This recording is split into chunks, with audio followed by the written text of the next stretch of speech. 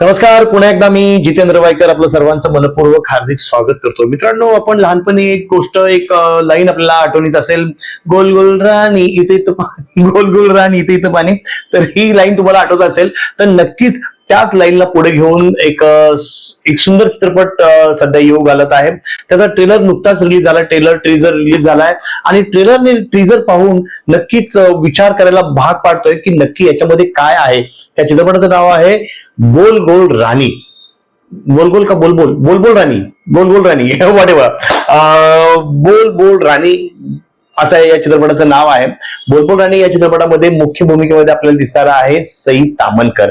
आणि सई ताम्हणकर यांच्यासोबत चिन्मय मांडलेकर आहेत, सुबोध भावे आहे आणि नक्कीच एक नवीन चेहरा जो खूप प्रॉमिसिंग चेहरा मला वाटतं, संभाजी ससाने.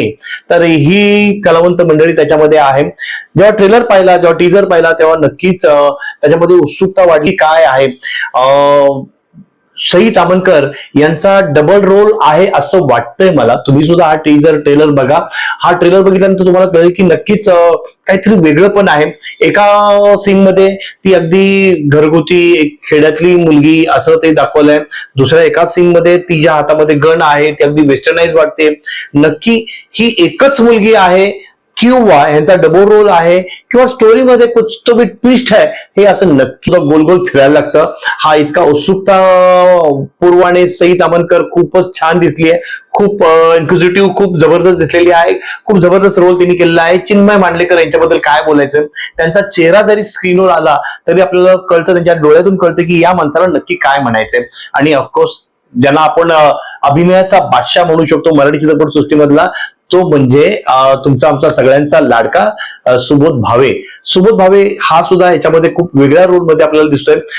किमान मला तरी असं वाटतं की तो एखादा पोलीस इन्स्पेक्टर असेल किंवा तोही चित्रपट छान होता आणि याही चित्रपटामध्ये काहीतरी वेगळं तो दिसलेला आहे आपल्याला. नक्की तो एक प्रॉमिसिंग चेहरा आहे पुढे जाऊन मराठी चित्रपट सृष्टीसाठी, असं आपण अपेक्षा करूया. तर ओव्हरऑल हा चित्रपटाचा ट्रेल 17 जुलैला हा चित्रपट लागणार आहे आणि हा सगळ्यात पहिला फर्स्ट डे फर्स्ट शो मी बघणार आहे, कारण ट्रेलर मला प्रचंड आवडलेला आहे. तुम्हाला सुद्धा हा ट्रेलर आवडेल आणि तुमची सुद्धा इच्छा होईल की हा चित्रपट आपण थिएटरमध्ये जाऊन पाहायला पाहिजे.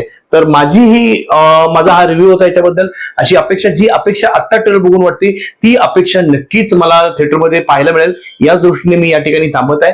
पुढच्या वेळेस काहीतरी नवीन घेऊन भेटूया. Still signing off. आणि हा प्लीज चॅनलला लाईक करा, सबस्क्राईब करा, कारण तुम्ही लाईक सबस्क्राईब केलं तर तुम्हाला नवीन नवीन व्हिडिओ आमचे पाहायला मिळतील. Bye bye.